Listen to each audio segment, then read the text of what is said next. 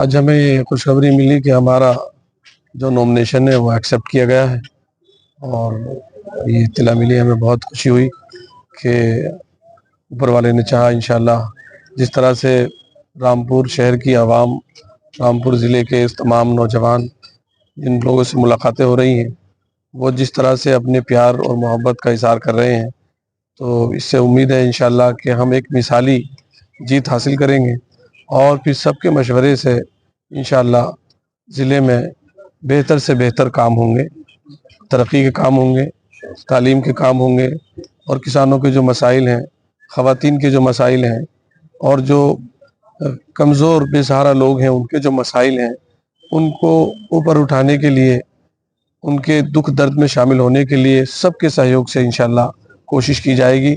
और सबसे पहली फर्स्ट प्रायोरिटी ये होगी कि हमारे पूरे ज़िले में एक कशमकश का माहौल जो है कि हम एक दूसरे पर एतबार और एतमाद खोते जा रहे हैं, उसको ख़त्म करके एक दूसरे पर एतमाद, मोहब्बत और एक दूसरे पर भरोसा का माहौल कायम किया जाएगा इंशाल्लाह। तो ये तो आप भाई ही पूछे किसका उन्होंने वो किया, लेकिन मैं समझता हूँ जिनका सही था, हक था, सच था, जिनके साथ उनकी फतेह हो रही है। और जो लोग वक्ती तौर पर बेचारे शामिल हो गए थे, लेकिन मुझे उम्मीद है कि इंशाल्लाह वो भी हमें ज्वाइन कर लेंगे देर बदेर। आसिम राजा साहब ने जमा किया था आपके अगेंस्ट में, यहाँ पे उनका क्या हुआ?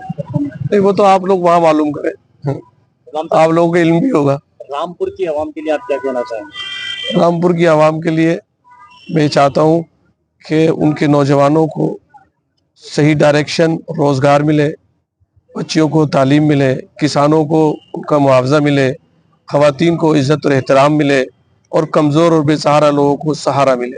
अच्छा, लोगों का ये भी कहना है आप अगर जीत गए तो उसके बाद 200 किलोमीटर दूर जाना पड़ेगा आपको मिलने के लिए। देखिए, मैं रामपुर में पैदा हुआ और फुरकानिया में मैंने हिफ्ज़ मुकम्मल किया। रामपुर शहर में मैंने कुरान पाक हिफ्ज़ किया और ज़्यादातर जो मसाइल हमारे रहते हैं वो मकामी रहते हैं या दिल्ली से वाबस्ता होते हैं। ज़्यादातर जो मरीज़ होते हैं वो दिल्ली जाते हैं मसाइल। तो मुझे तो खिदमत करनी है और इंशाल्लाह मैं यहीं रहकर खिदमत करूँगा। ये एक अफवाह फैलाई जा रही है कि मैं शहर से बाहर, भाई बाहर तो क्या जयपर्दा यहाँ की रहने वाली थी, क्या वो मुस्तकिल यहाँ मुस्तकिल रहती थी? लेकिन ऐसे नहीं। एक इमाम जितना अवेलेबल अपने अवाम के लिए रहेगा उतना कोई नहीं रह सकता, और एक अवाम जितना सब धर्मों का, हिंदू मुसलमान का एहतराम करता है उतना कोई और नहीं कर सकता। मैं ये दावे के साथ कहता हूँ और इंशाल्लाह रामपुर की आवाम ये देखेगी कि क्या तब्दीली आई है और एक तब्दीली हम ला कर रहेंगे इंशाल्लाह। आदम का ग्रुप का समर्थन मिलेगा आपको? आदम का ग्रुप का समर्थन शामिल रहेगा? देखिए, मैं तो चाहता हूँ कि मुझे सभी लोगों का, हत्ता के जो हमारे जो हमारी हम तो इंडिया अलायंस से हैं, मुझे तो उम्मीद है कि रामपुर में एनडीए का भी समर्थन मुझे मिलेगा इंशाल्लाह, लोगों का मिलेगा। आज का प्रत्याशी घनश्याम सिंह लोधिया का कहना है कि लोगों से उन्होंने कहा है कि लोग उस व्यक्ति को चुनेंगे जो 28 दिन में रोज रहता है या फिर 10 साल में जो वापस आया उसको चुनेंगे। 28 दिन में रहने की बात नहीं है, 28 दिन में लोगों के काम आने की बात है। देखिए, काम आने की बात है, इंशाल्लाह काम रहना चाहिए। और हमारी तो रूह यहीं रहती है, हम जिस जगह ज़मीन पर पैदा हुए और जिस जगह पर हमने कुरान पाक हिफ्ज़ किया, जिस शहर में, और यहाँ के जो एक पहले मैंने 30 साल पहले माहौल देखा था यहाँ का हिफ्ज़ के दौरान में, किस तरह से हिंदू मुसलमान आपस में मोहब्बत एहतराम से रहते थे। हम चाहेंगे कि रामपुर की वो तहजीब, जो तहजीब का मस्कन था, अदब, इल्म अदब का मरकज़ था, वो वापस आए, वो माहौल और अच्छा माहौल पैदा हो, तहजीब का गहवारा बने। रामपुर को गालिब ने दारुस सुरूर कहा था कि ये खुशियों का घर है, खुशियों का शहर है, मगर अब खुशियों का शहर नहीं रहा। ये तो खिंचाकच, तनातनी का माहौल जो है, इसने खुशियां छीन ली है हमारी। उन खुशियों को हम वापस लाएंगे इंशाल्लाह। आप नेता से मुलाकात हुई है फैसल लाला से, तो क्या रहा? देखिए, फैसल लाला साहब हो या कांग्रेस हो या हमारे इंडिया अलायंस के लोग हैं, हम सभी के पास जाना है। हमें तो उन लोगों के पास भी जाना है जो एनडीए में है, उनके पास भी जाना है, क्योंकि हम सिर्फ जो है वो किसी खास वर्ग के लिए नहीं है।